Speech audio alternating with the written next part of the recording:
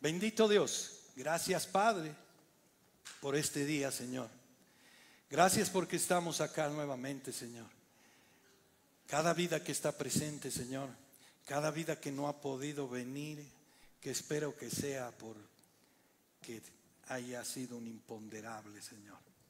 Y si no lo es, Padre, ayúdanos a entender, Padre, que te necesitamos. Que este es el día del Señor, tu día, Señor. Y son todos los días, pero un día, Señor, para ti es poco. Gracias, Padre, por las vidas que nos van a escuchar a través de las redes, Señor. Espero que se conecten los que realmente no puedan estar acá presentes con nosotros, ¿sí? Gracias, Padre. Bendito Dios. Ayúdame a dar tu palabra como está escrita, Señor. A desechar todo lo mío, Señor. Todos mis pensamientos, Padre. Todo lo que yo pienso, lo desecho, Señor, porque tu palabra es la única autoridad, Señor. Ayúdanos a renovar nuestras mentes, Señor. Ayúdanos a caminar en tu justicia, Señor. Ayúdanos a entender, Padre, que ya no somos nosotros los que hacemos, sino en ti caminamos, Señor. Y si retiramos esa mirada de ti, Padre, solo encontramos destrucción, Señor. Ayúdanos, Padre, en este día, con tu palabra, en este estudio, Señor, y que pongas en cada uno de nuestros corazones, Señor, que no sea suficiente esta palabra, Señor, sino que cada vida, Padre, vaya y busque y encuentre tu verdad, Señor. Porque ¿qué sería, Señor, si todos creen lo que yo les digo y si yo estoy equivocado, Señor? Todos nos vamos a ir al infierno, Señor. Ayúdanos, Padre, ponnos el querer y el hacer en cada persona de ir y escudriñar tu palabra y ver lo que está escrito, porque esa es la única autoridad que tenemos, tu palabra, Señor. Gracias, Señor, en nombre de tu amado Hijo Jesús. Amén. Pueden tomar asiento, mis queridos hermanos. Y bueno, como ustedes saben, estamos estudiando la carta a los Efesios. Y hoy día, bueno, la anterior semana hemos visto el capítulo 4 del 1 al 16 y hoy día vamos a ver el capítulo 4 del 17 al 24, ¿sí? No vamos a acabar esta carta hoy porque aunque no es difícil entenderla, porque es algo muy práctico que Pablo lo expone, creo que no estamos viendo lo que está escribiendo Pablo y lo que está diciendo la palabra, porque obviamente en nuestras vidas a veces no practicamos lo que él dice, ¿sí? Y bueno, el título de la prédica es Vivir una vida transformada en Cristo. Siempre en Cristo, esa palabra es clave, ¿sí? La nueva vida en Cristo, voy a leer los versículos, dice: esto pues digo y requiero en el Señor, que ya no andéis como los otros gentiles, que andan en la vanidad de su mente, teniendo el entendimiento entenebrecido, ajenos de la vida de Dios, por la ignorancia que en ellos hay, por la dureza de su corazón, los cuales después que perdieron toda sensibilidad, se entregaron a la lascivia para cometer con avidez toda clase de impureza. Mas vosotros no habéis aprendido así a Cristo, si en verdad le habéis oído y habéis sido por él enseñados conforme a la verdad que está en Jesús. En cuanto a la pasada manera de vivir, despojaos del viejo hombre que está viciado conforme a los deseos engañosos, y renovaos en el espíritu de vuestra mente, y vestíos del nuevo hombre, creado según Dios en la justicia y santidad de verdad. Amén. Y mis hermanos, hemos visto la anterior semana el capítulo 4 del 1 al 16 en Efesios, que se centraba en la aplicación práctica de estas verdades en la vida, de la iglesia, ¿sí? Son verdades en la iglesia. Pablo exhorta a los creyentes, estaba exhortando a los creyentes a vivir de acuerdo con su llamado, manteniendo la unidad del Espíritu en el vínculo de la paz. Amén. Eso lo hemos visto en el 4 del 1 al 6. Ahora, lo que no he dicho la anterior vez, y quiero aclararlo, es la unidad del cuerpo de Cristo fue y es creada por el Espíritu. La unidad de la iglesia se describe aquí como una unidad que es el Espíritu, o sea, el Espíritu lo crea. Por lo tanto, mis queridos hermanos, no es un logro propio, amén, porque generalmente nosotros queremos traernos las tareas y decir que de nosotros viene esto. Si bien la iglesia está mandada a estar juntos y a apoyarnos unos a otros, es el Espíritu quien nos junta. Porque si no estaríamos diciendo que la iglesia está descontrolada, y no es así. La iglesia, el cuerpo de Cristo, está controlada por Él. Amén. Es la obra del Espíritu Santo. Y es bueno recordar que fue el Espíritu de Dios quien nos unió en un solo cuerpo. Amén. Él nos ha insertado en un solo cuerpo. ¿Sí? Cuando veas un hermano descontrolado, dices, este está fuera del cuerpo, y puede ser que esté fuera del cuerpo y no esté en el cuerpo, porque Dios no tiene nada descontrolado. Amén. También nos recuerda que hemos recibido dones espirituales. ¿Para qué? Para edificar el cuerpo de Cristo y alcanzar ¿qué? La madurez en la fe. Amén. Eso lo hemos visto del 7 al 16. Ahora vamos a seguir con este capítulo, con los versos del 17 al 24. Mi intención era ir al 32, pero hay mucho que ver, aunque sea sencillo, pero creo que hay que reflexionar. Donde Pablo nos recuerda que como creyentes en Cristo hemos sido llamados a vivir una vida transformada. Pablo nos exhorta a dejar atrás la vieja naturaleza y revestirnos de la nueva naturaleza, creada a la imagen de Dios. En este pasaje Pablo nos muestra qué significa vivir una vida que refleje la bondad, la compasión y la verdad de Dios. A medida que vamos a ir explorando este pasaje, descubriremos cómo podemos vivir una vida que sea un reflejo de la gloria de Dios y que traiga honor a su nombre. Amén. Aquí estás porque Él lo ha decidido que estés. Amén. Y para esto vamos a responder dos preguntas. En realidad son tres, pero la última la vamos a dejar para el próximo domingo. Y nos vamos a preguntar, ¿qué debemos evitar en nuestra vida como creyentes? Esa es una pregunta válida. La segunda es, ¿cómo debemos vivir los creyentes en Cristo? Y la tercera, que la vamos a ver la próxima semana, es ¿qué características debe tener la vida práctica de un creyente? Amén. Es súper práctico, hemos dicho que Pablo a partir del capítulo 4 está dando la vida práctica que el creyente debería vivir. Amén. Los capítulos del 1 al 3 nos ha aclarado la doctrina en la cual el Dios Santo nos ha insertado, solo por gracia. Amén. Ahora, es importante también ver el contexto, ¿sí? El contexto, aquí Pablo está hablando a creyentes.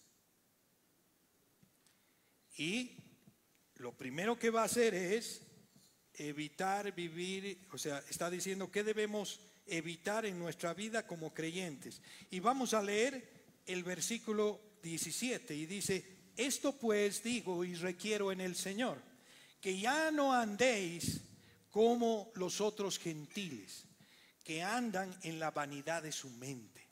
Nos está trayendo lo que éramos antes, porque tenemos que entender quiénes éramos. Si no entendemos quiénes éramos, entonces no vamos a caminar como Él quiere. El texto responde que debemos evitar vivir como los gentiles, que están lejos de Dios y no tienen esperanza. Y también debemos evitar la vida de oscuridad, la ignorancia y el endurecimiento de corazón. En los versículos iniciales del capítulo 4 de Efesios, el apóstol ha estado, y es lo que les decía, ha estado tratando con la naturaleza de la iglesia y la parte de cada cristiano que tiene en jugar en la operación de esta iglesia y en su crecimiento. Pero ahora, en el versículo 17, que es el que acabo de leer, se vuelve al cristiano en relación al mundo incrédulo. Está diciendo, tú cristiano, ve al mundo incrédulo, ve lo que tú eras, ¿sí? El mundo en el que el cristiano ha de vivir. No vivimos en este mundo, hermanos. Vivimos. Estamos en este mundo. Tenemos relación con gente que no es cristiana. Entonces vivimos en este mundo, pero Él ya nos ha apartado como cristianos. Aunque este relato fue escrito ya casi en más de 2000 años, es importante leerlo atentamente sin ver que el mundo de hoy es exactamente el mismo. No ha cambiado. El mundo es exactamente el mismo. Y la reacción del cristiano debe ser exactamente la misma, ¿sí? Lo que han hecho antes deberíamos hacer nosotros también.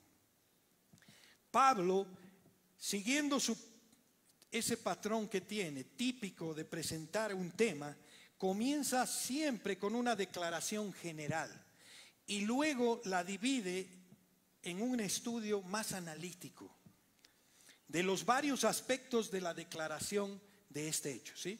Ahora, si nos fijamos en la fuerza de esta exhortación que Pablo nos está diciendo, dice, digo y requiero en el Señor. Digo y requiero en el Señor. Eso significa que esto no es meramente un pedazo de consejo del apóstol. No es su opinión. Esto no es simplemente su razonamiento humano. Esto es el resultado de la revelación, o sea, lo que le ha revelado Cristo a Él mismo. Esto es parte de eso, donde completa la mente de Dios. ¿Qué es lo que quiere Dios en nuestra vida? Que fue dada al apóstol Pablo en lo que se llama visiones y revelaciones del Señor. En 2 de Corintios, y lo hemos visto, 12:1 dice, ciertamente no me conviene gloriarme, pero vendré a las visiones y a las revelaciones del Señor. ¿Quién les reveló? El Señor mismo. Amén. Cuando el Señor Jesús mismo se le apareció y le instruyó en el mensaje que debía dar a las iglesias de ese tiempo y por medio de Él a las iglesias de hoy, esto entonces no es un mero consejo humano. Pablo está diciendo, digo y requiero en el Señor que esto es lo que se debe hacer. Este es el dedo de Dios puesto directamente en la raíz del problema humano. Nos quiere mostrar quiénes somos. Dice, ya no andéis como otros gentiles que andan en la vanidad de su mente. Quizás sería útil traducir la palabra gentil aquí por la palabra naciones, ¿sí? A menudo se traduce de esta forma en otros sitios de la Escritura y es la misma palabra. Simplemente significa las naciones, mundanos, eso. Aquellos que no están en Cristo, eso está queriendo decir. Esto no hace ninguna referencia de lo que hemos visto atrás, de la distinción entre judíos y gentiles. No. Él ha formado un solo cuerpo con nosotros, sí. Y que nos ha unido a pesar de nuestras diferencias, sí. Pero en este contexto no está hablando, cuando dice gentiles, en este contexto, está hablando del mundano, del que vive en el mundo, ¿sí? Ahora, dice, se refiere a cualquiera que no está en Cristo. Vosotros cristianos, dice, ya no viváis como hacen ellos. ¿Y cómo es esto? En la vanidad de sus mentes. En la vanidad de sus mentes. Pablo está diciendo, el sitio para comenzar a vivir como cristianos es reconocer que debes pensar de forma distinta de lo que hace el mundo. Debo pensar de forma distinta de lo que hace el mundo. Y si nos fijamos, no comienza con acciones, mis hermanos. No. No es uno de esos fariseos que se presenta y trata de cambiar solo lo externo. Ya no tomo, ya no fumo, ya no bailo. Externo. Él siempre va al corazón, a la mente. Y es lo primero que está trayendo. Comienza con la vida del pensamiento, con la mente. Y declara que el pensamiento del mundo es vano, es fútil. O sea, vacío. Qué tremendo. Esta es la súplica vital que les hace a los cristianos. Eso les está diciendo. No debéis de pensar como lo hacen los mundanos. No debéis de adoptar la filosofía de vivir del mundo, ni seguir los sistemas del valor del mundo. ¿Por qué? Porque el mundano dice, vive ¿en qué? En vanidad. Vacío de mente.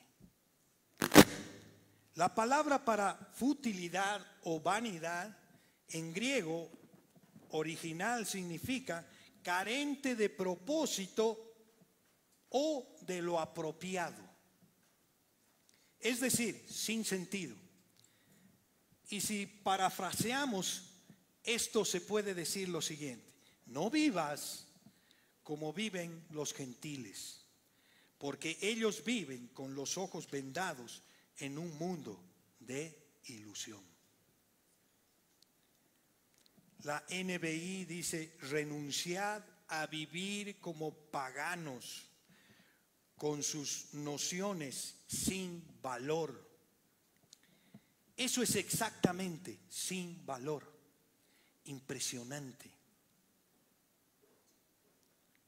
Quizás podemos ver mucha inteligencia, a menudo sorprendente de la gente, provocativo, pero ¿saben qué? Sin valor, sin valor. El mundo en su pensar es vacío, sin valor. Si esto es cierto, puedes ver que hay una división tan fundamental entre el cristiano y el mundo, porque el Señor Jesús dibujó una línea de demarcación tan clara entre el pensamiento del mundo, la dirección del mundo, el destino del mundo y los cristianos. Es por eso que se dice que el cristiano no puede amar al mundo y al Padre al mismo tiempo. Juan deja esto extremadamente claro en su primera carta. Si nos vamos a primera de Juan 2:15, dice, no améis al mundo ni las cosas que están en el mundo. Si alguno ama al mundo, el amor del Padre no está en él. Yo leía esto, hermanos, y realmente me ha confrontado. Realmente me ha confrontado. Hay una diferencia fundamental entre las dos cosas que está mencionando. Por eso la amistad del mundo no hay. En las palabras de Santiago, si nos vamos a Santiago 4:4, dice: oh almas adúlteras. Esto está clarísimo.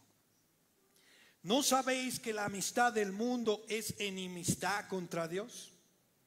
Cualquiera pues que quiera ser amigo del mundo se constituye en enemigo de Dios. ¿Cuántas veces hemos leído esto, hermanos? ¿Y cuántas veces nos hemos puesto a pensar qué hacemos en este mundo? ¿Cómo pensamos en este mundo? Y si nos fijamos, no es una amistad con los mundanos, ¿sí? Porque cuidado que vais y dices: yo no me junto con nadie, yo ya estoy apartado, no, ya no, este es mundano, fuera. No, porque somos llamados a predicar su palabra. Lo que está diciendo es algo distinto. Sino amistad con el mundo, dice, con su forma de pensar, su filosofía. Eso es enemistad contra Dios. Ahora bien, esto nos deja, o tal vez necesitamos ir a que nos deje más claro, porque es una distinción muy importante. Como todos sabemos, el hombre caído está orgulloso de sus habilidades para razonar, ¿o no? Consideramos esto una función superior de la humanidad y sentimos gran orgullo en la habilidad del hombre para conseguir conocimiento y juntar varios aspectos del conocimiento para producir varias cosas. El mundo ha avanzado impresionantemente. La tecnología, olvídense, la inteligencia artificial, miren cómo está. Miren esa filosofía, y hay otras más.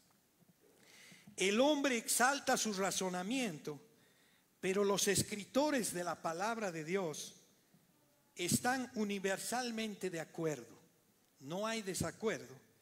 Aunque todo esto sea muy impresionante, inteligente y notable ante los ojos de los humanos, de los hombres, a los ojos de Dios el razonamiento del hombre es vacío, inútil, vanidad, vano. Como el Señor Jesús mismo dice en Lucas 16:15, pues lo que los hombres tienen por sublime delante de Dios es abominación. Y esto es expresado fuertemente. Eso es decir las cosas tal como son. Yo escuchaba una prédica reciente y decía: no se enojen conmigo, yo solo estoy diciendo la verdad que está en la palabra. Amén. No hemos venido a adorar la palabra. La palabra es tal cual y nos tiene que llegar, nos tiene que instruir, nos tiene que redireccionar. Si no, no sirve. Pero veamos, hermano, ¿ves cómo el apóstol pone a los cristianos cara a cara con el asunto fundamental? Lo está poniendo. Mira, eso está diciendo. Mira lo que son los mundanos. Mira lo que eras antes. Debemos de enfrentarnos a eso directamente, no adormecernos. Y la verdad es que o Dios tiene la razón o el mundo tiene la razón. Solo hay dos caminos: Dios o Satanás, que es el mundo. Solo hay dos, no hay más.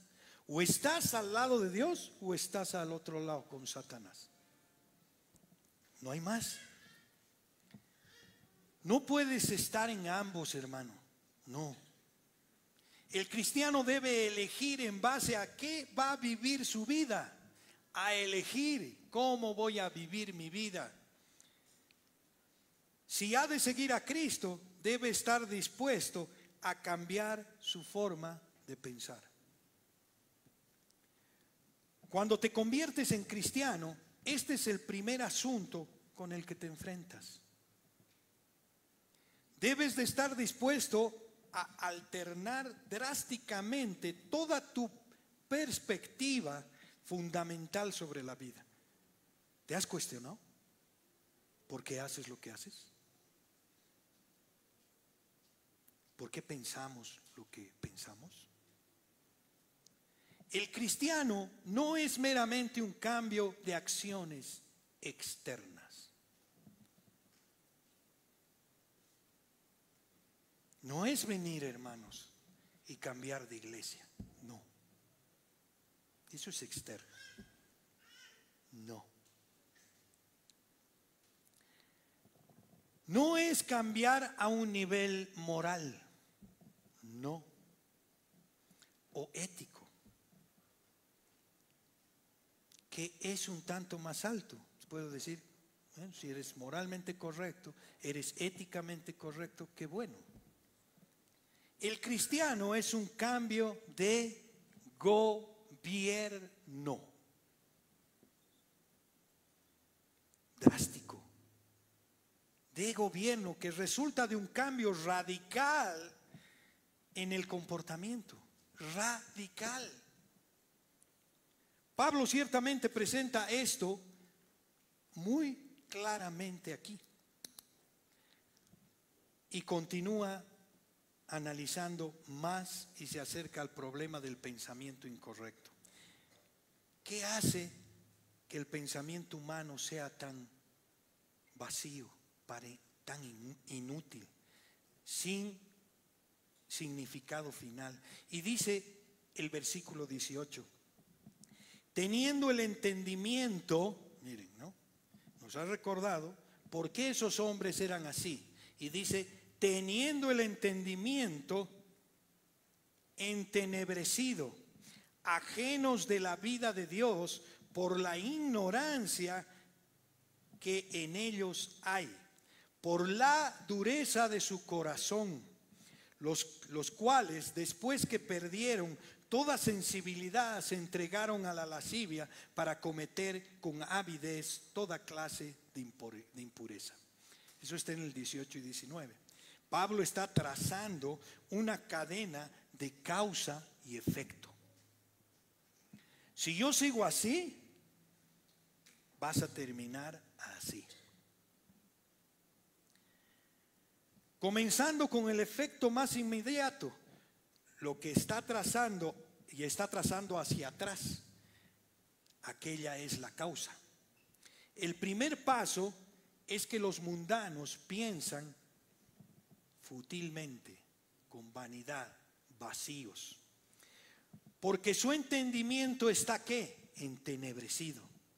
Así como una nube que puede tapar el sol y ya no vemos la luz, es lo mismo, así están.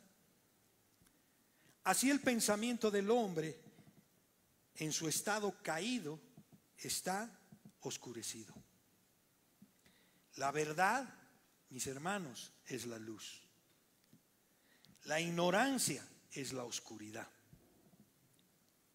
La figura de Pablo, que Pablo está declarando que el pensar del hombre es oscuro, con ignorancia, es inútil, porque tiene su raíz ¿en qué? En la ignorancia.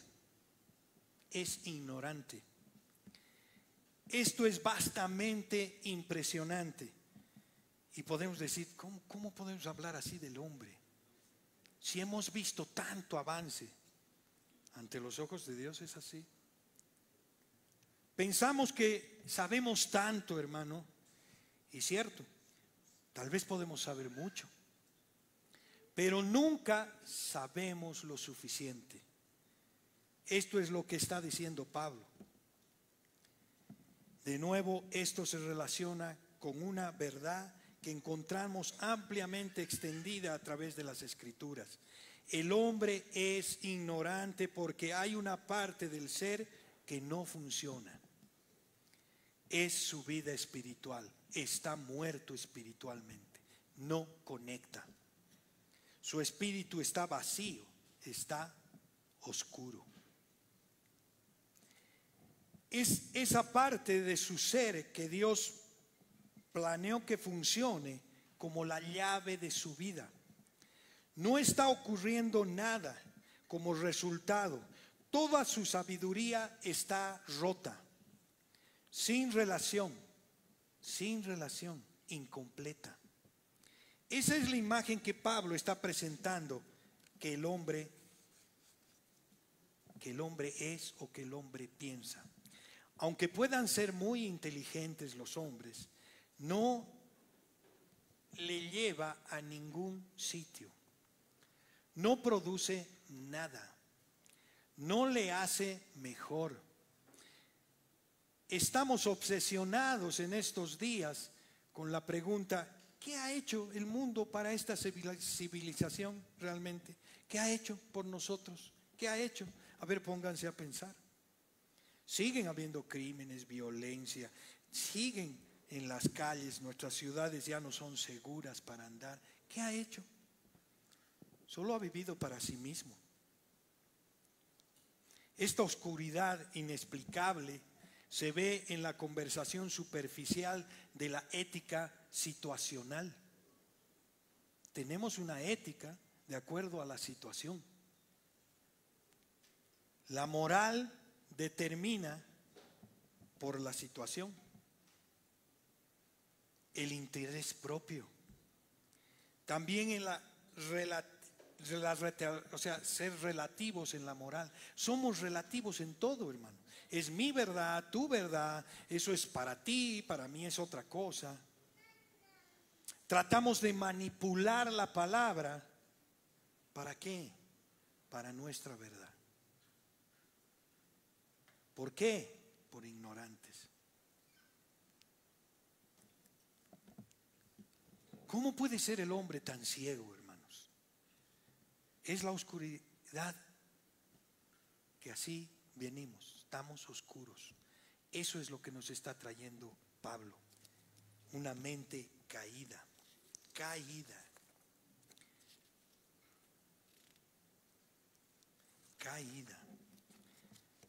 En el 20 nos dice: mas vosotros no habéis aprendido así a Cristo. Miren, mas tú, pon tu nombre ahí, no habéis aprendido así a Cristo. Ese no es Cristo. Y aquí Pablo dice: si en verdad le has oído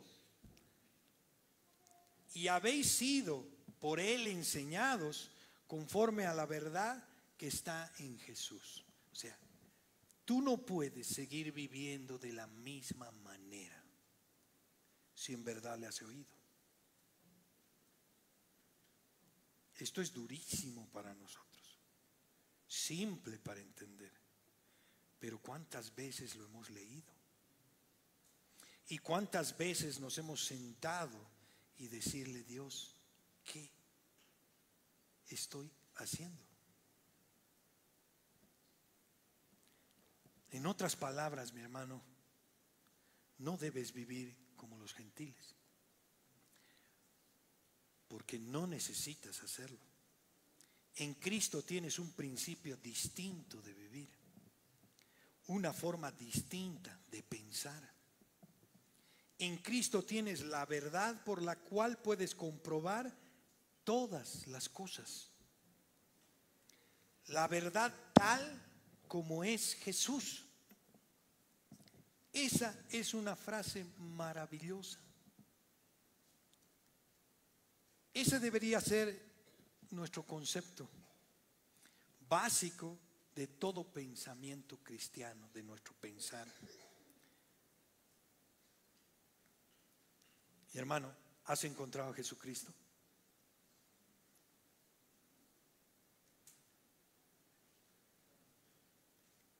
Es la verdad. la simple verdad sobre la vida, sobre ti mismo, sobre el mundo. ¿Cómo ve Cristo al mundo? Sobre la composición de la ciencia y la naturaleza, sobre el comportamiento humano. En Colosenses 2:3 dice: en quien están escondidos todos los tesoros de la sabiduría y del conocimiento. ¿Estamos viendo con los ojos de Cristo? ¿O seguimos viviendo como mundanos? Por ignorancia, porque no vamos a la palabra, porque no sabemos. Yo el otro día leía un devocional de Spurgeon y él decía: pucha, debe haber muchos hermanos que se están perdiendo de lo que Dios es, porque no conocen. Están sufriendo y está escrito. La solución está ahí. Pero no, que alguien nos los diga. Mejor, más cómodo. Entonces va a haber alguien que les va a decir: tienen que lanzarse del edificio, y dicen: es bueno porque morir es ganancia. Entonces van a morir y van a decir: oh, pero me han dicho. Pero anda la palabra, hermano, y ve el contexto. Cuando Pablo habla de morir es ganancia. Sacar un texto fuera de contexto es un pretexto. ¿Para qué? Para manipular la palabra. La verdad nos hace libres, hermanos. Esto es lo que siempre hace la verdad. Libera al hombre. La verdad, aunque sea dura la verdad, una verdad difícil, es realista y por tanto nos libera y rasga todos los velos que tenemos.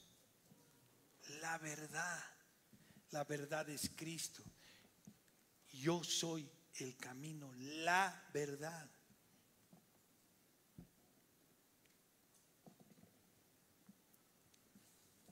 Hermanos, tenemos que darnos cuenta. Tenemos que darnos cuenta qué estamos haciendo. ¿A quién acudimos para buscar una verdad?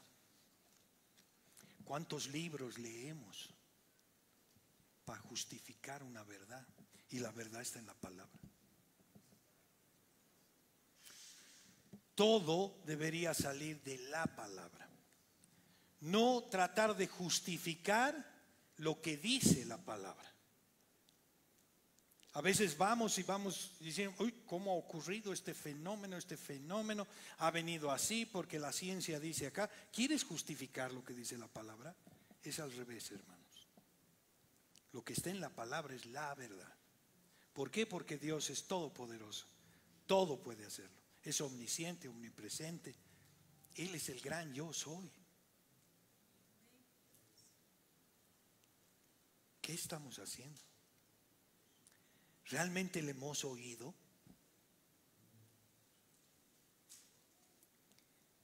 ¿Realmente, hermanos?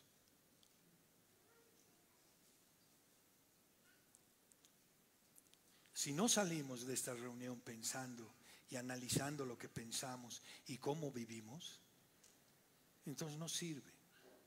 No sirve. Nosotros somos la luz del mundo. O sea, si el mundo no ve diferencia en nosotros, se perdió la luz. Estamos escondiendo debajo de la cama. Eso estamos haciendo. Eso estamos haciendo.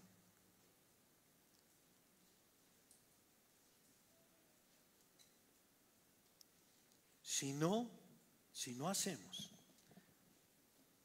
lo que Dios quiere que hagamos, nos estamos perdiendo del tesoro más grande, que es Él. De descansar en su gozo, en su palabra. No en descansar de las circunstancias de mi vida, Y saben, podemos tener las mejores circunstancias hoy. Yo no sé qué estás atravesando hoy. Cada uno de nosotros atraviesa algunas cosas, o tal vez estoy en un lugar donde no estoy atravesando nada y pienso que estoy bien. No es así. No es así. Dios quiere que lo miremos, que toda circunstancia que pasemos la pongamos a través de la palabra. ¿Por qué estoy tan quieto? ¿Por qué estoy tan reposado? ¿Por qué? Por ahí me estoy adormeciendo a algo. Me estoy acomodando a mi vida. Ya está todo acomodadito, bonito. No, porque no estamos leyendo. No estamos buscando la verdad. Entonces el Espíritu Santo, ¿qué puede hacer si no hay verdad? Si no hay nada dentro de nosotros. Él nos va a revelar cuando realmente andemos en su verdad. Andar es buscar su verdad. ¿Y dónde la buscamos? ¿En la palabra, en la oración o no? Pero solo oramos cuando estamos mal. Solo venimos a la congregación cuando estamos bien. Cuando estamos mal, no, estoy mal, no voy a ir. Al revés. Al revés. Es duro ver, es simple. Todos hemos leído esto y seguramente has leído antes de venir y has dicho, esto yo ya lo sé. 10 sobre 10. No. Yo leía y decía, wow, no quiero calificarme, solo agacharme de rodillas y pedir perdón. Y hermanos, si vamos a la segunda pregunta, nos dice cómo debemos vivir los creyentes en Cristo. Y voy a leer los versículos 22 al 24. En cuanto a la pasada manera de vivir, despojaos del viejo hombre, que está viciado conforme a los deseos engañosos. Y renovaos en el espíritu de vuestra mente, y vestíos del nuevo hombre, creado según Dios en la justicia y santidad de la verdad. Clarísimo, porque antes de ir a dormir, ¿qué hacemos? Nos desvestimos y nos ponemos un pijama. Eso es lo que está diciendo acá, súper claro. Pero si nos vamos más allá y pensamos y decimos, realmente ya no soy ese hombre, he renovado mi mente, ¿verdad? Miren, voy a hacer un ejercicio porque la verdad es que podemos decir muchas cosas, no hay mucho que interpretar en este versículo, está clarísimo. Te desvistes de tu viejo hombre, dejas de ser lo que eras, renuevas tu mente y te vistes del nuevo hombre que es Cristo. Él ya vive acá con nosotros. Él no necesitamos decirle, Espíritu Santo, ven, no, Él ya está acá. No. Ahora, les decía, hagamos algo práctico. Y yo, mientras preparaba, decía, ¿qué piensa el mundo? ¿Qué piensa el mundo?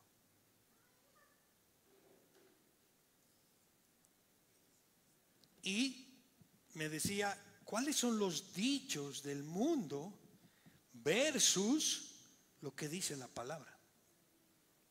Y miren, el fin justifica los medios.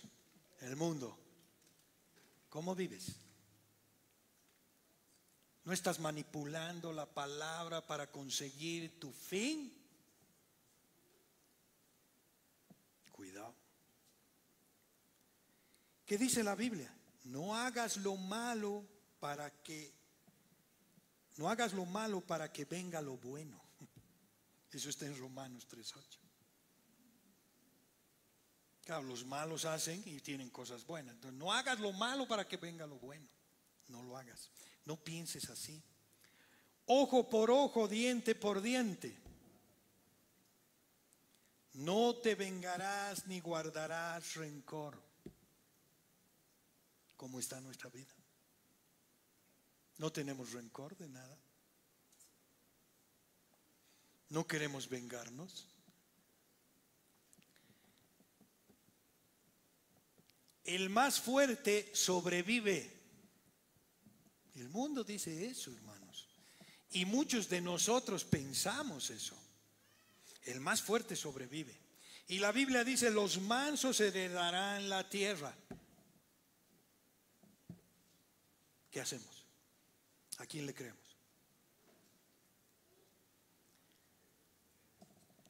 El que no arriesga, no cruza o no gana. ¿Cuántas veces dice, hermano, el que no arriesga no gana? ¿O no? Eso sale de nosotros, sale del mundo, y estamos de la mano del mundo en su pensar y decimos, sí, el que no arriesga no gana, hermano.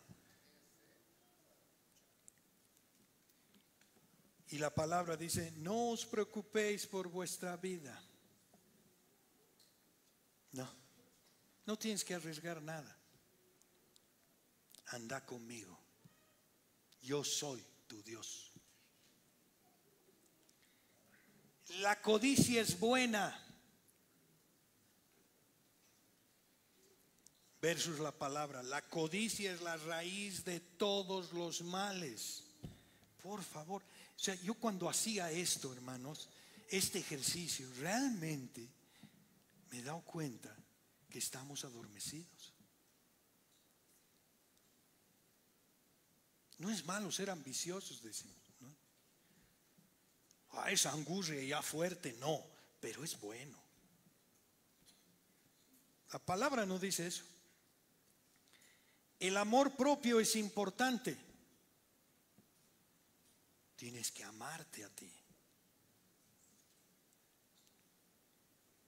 La palabra dice que ames a tu prójimo como a ti mismo, que veas al otro, no que te ames a ti primero. Cuando tú ames al prójimo, vas a entender que eso nos ha mandado Dios a hacer, a no mirarlos.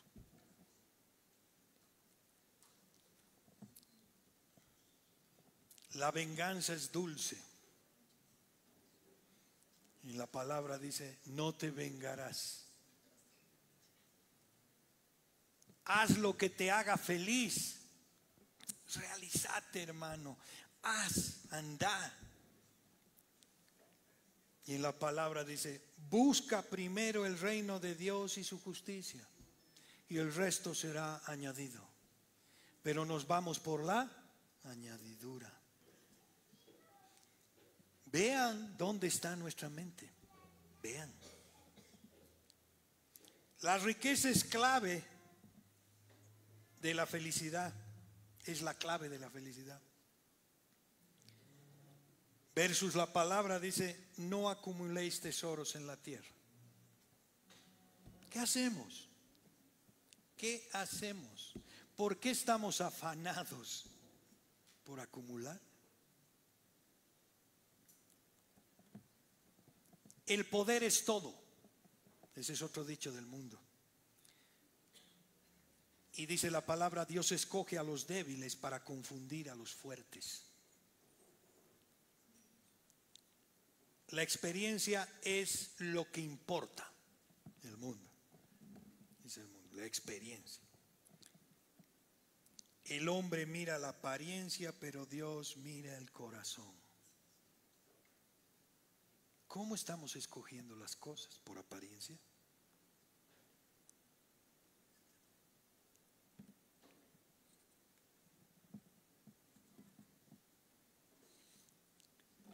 Y miren, hermanos, o sea, lo voy a poner y he estado haciendo este ejercicio. porque es bueno poner la palabra en práctica. ¿Y qué es lo que quiere Dios de nosotros? La educación de nuestros hijos. ¿Qué dice el mundo versus la Biblia? Deja a los niños que hagan lo que quieran. No los limites. Eso escucho bastante, hermanos. No solo afuera, sino adentro. Y la palabra dice: corregid a vuestros hijos y ellos serán sabios. ¿Qué hacemos?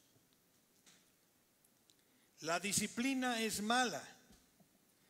No castigues a tus hijos. La psicología es muy fuerte entrado en ese tema. Y ha penetrado a la iglesia.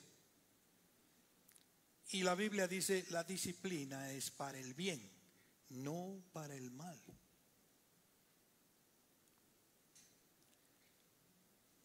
El mundo dice: los niños deben ser independientes y tomar sus propias decisiones.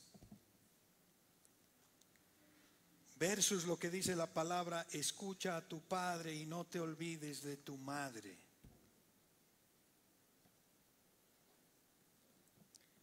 La educación es solo para el desarrollo intelectual. Eso dice el mundo. Versus: instruye al niño en el camino que debe andar y cuando fuere viejo no se apartará de él. ¿Estás instruyendo a tu niño? ¿Te sientas con él? ¿Enfrentas los problemas o los dejas pasar?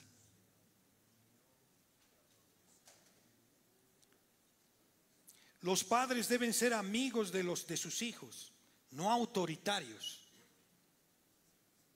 Eso es fuerte, hermanos. La palabra dice: honra a tu padre y a tu madre. No tenemos que ser amigos. Cuando llamamos la atención a nuestros hijos, más bien nos miran de una forma mala. Es decir, qué malo es. Pero a eso nos ha mandado Dios. Nos ha prestado a nuestros hijos. Nos va a demandar, hermanos. ¿Por qué? ¿Por qué no lo educaste? ¿Por qué no le enseñaste el camino? ¿Por qué no lo enfrentaste? Es que el mundo decía: estamos mal. El divorcio es una opción viable si no soy feliz. Si no eres feliz, divorciate. La palabra dice: lo que Dios ha unido, no lo separe al hombre. Esto con respecto al matrimonio. Amén. El mundo del matrimonio dice: el matrimonio es solo una unión emocional y física. La palabra dice: el matrimonio es una unión sagrada entre hombre y una mujer. Sagrada. La igualdad en el matrimonio significa que no hay liderazgo. El mundo dice eso. Versus lo que dice la palabra: los esposos deben amar a sus esposos. Los esposos deben amar a sus esposas como Cristo amó a la iglesia. Tremendo. La vara está muy alta. Tremendo. La comunicación es lo más importante en el matrimonio. ¿Cuántos han escuchado eso? Todos hemos escuchado. Lo más importante. Si tú te sabes comunicar, ya estás. ¿Y qué dice la palabra? La oración y la búsqueda de Dios son fundamentales en el matrimonio. Si yo no me alineo mi relación con Dios, es imposible que esté bien con mi prójimo. No voy a estar. No voy a estar. Por eso estamos atravesando problema tras problema y nos vamos tropezando. Sobre el trabajo, hermanos. El trabajo es solo para ganar dinero. Eso dice el mundo. La palabra dice: el trabajo es para glorificar a Dios. Qué fuerte, ¿no? ¿Qué hacemos en el trabajo, hermanos? ¿Glorificamos a Dios? ¿O le robamos tiempo a nuestros jefes haciendo otras cosas?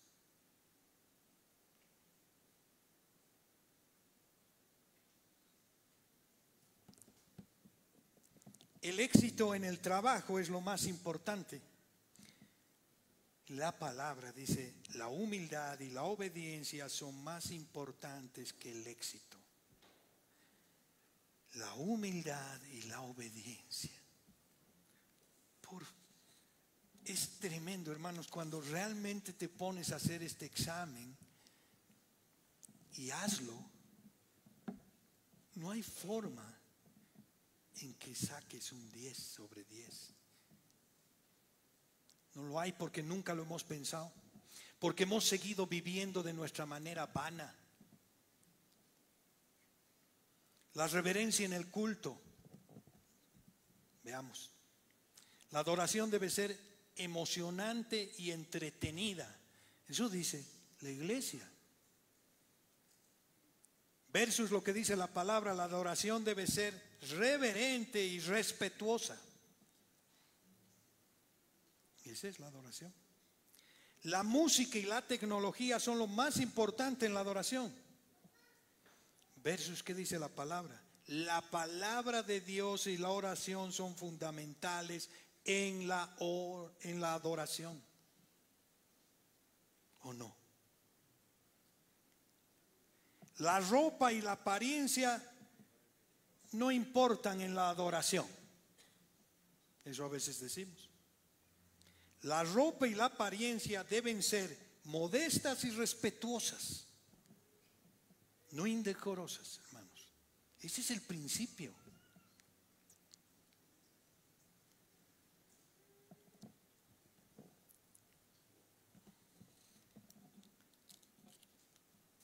Y así puedo ir mencionando muchísimos más. Y esto es para que te examines. Y claro, podría ser cómodo y decir todo lo que he ido viendo con la palabra y decir, pucha, qué bueno. Entonces esto, no, hazlo tú, hermano. Tienes que hacerlo. Este ejercicio es diario, cada día, desde que te levantas. ¿En qué estás pensando? Ahorita, por ejemplo, ¿en qué estás pensando? Ya es hora, tengo que ir a almorzar. ¿A qué hora? ¿Hasta qué hora es el culto? Tu mente ya está afuera. ¿Por qué? ¿Por qué? ¿Por qué? Porque estamos pensando como el mundo. Porque ya no aguantamos reuniones largas. Ya no, nos molesta. ¿Por qué? Porque antes están nuestros compromisos. ¿O no? Hermanos, Cristo nos ha venido a salvar. Nos ha dado por gracia. Estamos acá. Y ese es el inicio para que podamos mirarlo y Él pueda abrir nuestros ojos y poder conocerlo y ver cuál es su mente. Y su mente está en la palabra. Si no conocemos su palabra, nos seguimos engañando, nos siguen engañando. Nunca creas en el hombre, hermana, nunca, o hermano, nunca. Para eso tienes la verdad, la palabra escrita. Yo veía un video de la emoción en la China de recibir la Biblia. No se imaginan. Sinceramente, he llegado a derramar lágrimas al ver esa emoción.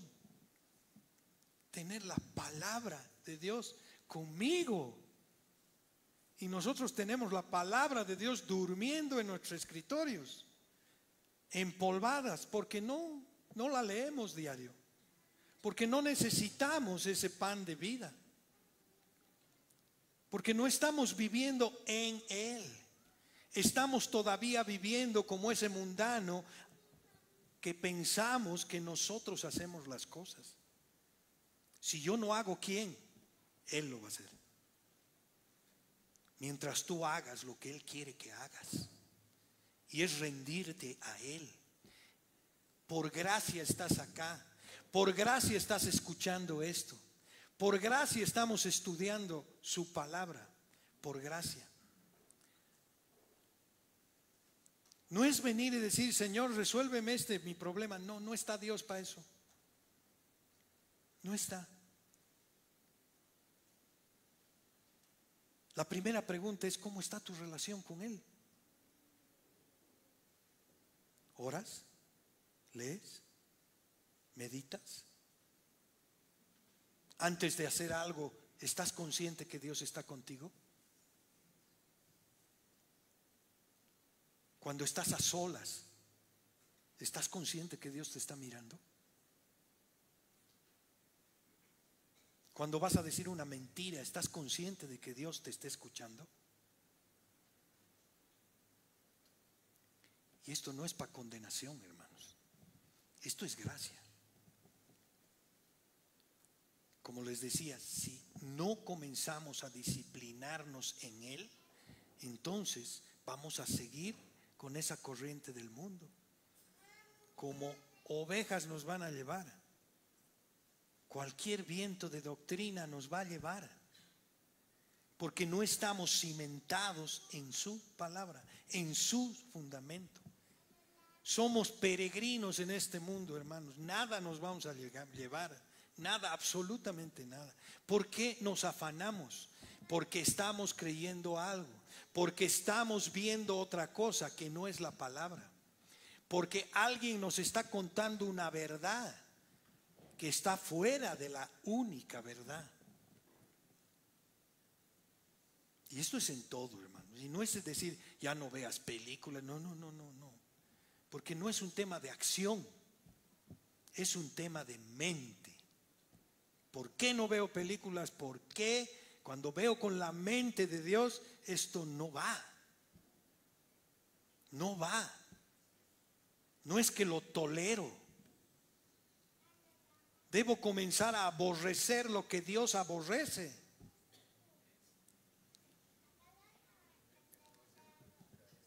Necesitamos. Y hermanos, a veces pensamos que somos más buenos que Dios. Y nuestra boca nos mete en demasiados problemas. Hermanos, y con esto voy a terminar. Cuando vamos a un matrimonio, es lindo escuchar al marido y a la esposa, al futuro, decir, te prometo. ¿En qué parte de la palabra dice que prometas? Díganme. Busquemos y vamos juntos. Si no podemos prometer nada, puedo decir, voy a procurar serte fiel. Voy a procurar, porque no sé qué va a pasar mañana. Pero nuestra boca nos mete en problemas, porque pensamos que somos más buenos que Dios, porque no descansamos en su verdad. Si Dios quiere, voy a hacerlo. Si ando en ti, voy a hacerlo. Eso es caminar en Él, es estar en Él. Eso es lo que estamos estudiando en Efesios. Si no comenzamos a cuestionarnos cómo estamos viviendo, entonces vamos a seguir en el error. Amén. Pongámonos de pie.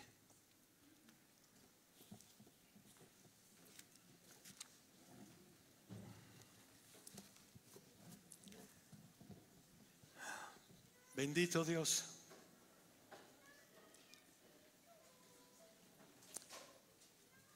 Sé que tu palabra, Señor, es maravillosa.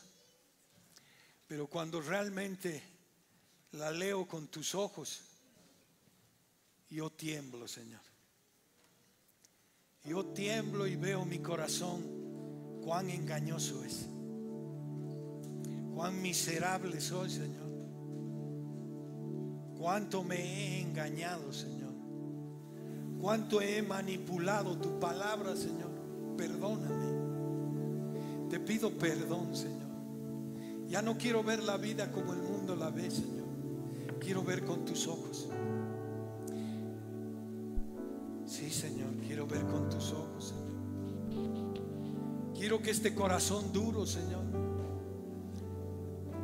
este corazón adormecido por toda la información que recibo a diario, por toda la situación con la que vivo, quiero que tú la renueves, Señor. Realmente necesitamos que crees un corazón en nosotros, Señor, que vea tu verdad, que camine en tu verdad, que sea luz y sal de este mundo, que sea totalmente diferente. Donde yo trabaje, Señor, van a ver tu fruto, tu verdad.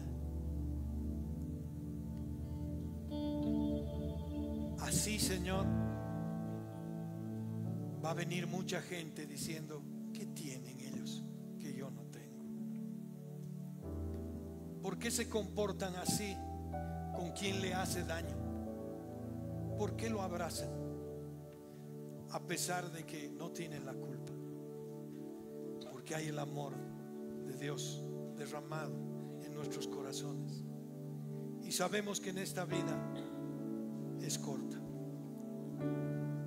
y que podemos perdonarnos unos a otros y decirle: Señor, perdónalos porque no saben lo que hacen. Bendito Dios, gracias por tu palabra, Señor. Gracias, Señor. En el nombre de tu amado Hijo Jesús, Señor, que nos ha abierto los ojos. Amén, Señor. Amén. Cree en mí. Cree en mí.